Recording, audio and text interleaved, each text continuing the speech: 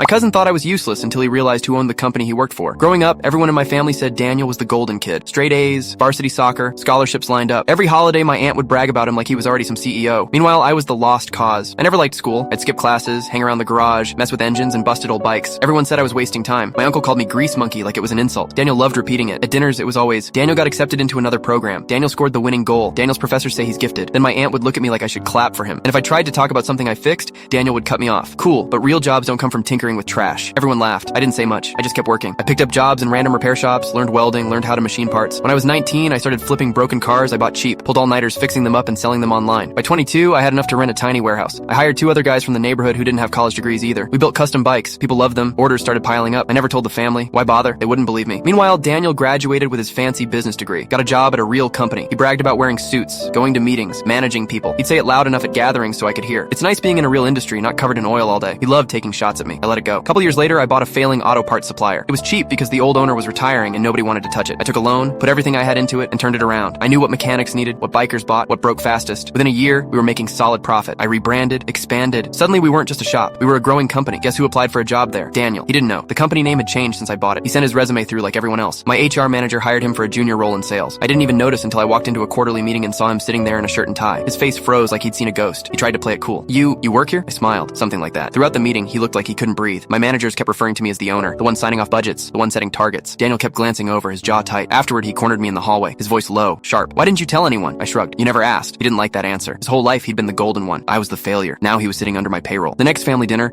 my aunt started bragging about Daniel's big new job. Before he could explain, my dad interrupted. At Liam's company, right? The whole table went quiet. Daniel turned red. He mumbled something about great opportunities and shoved food in his mouth. Everyone stared at me. I didn't say a word. I just passed the salt and kept eating.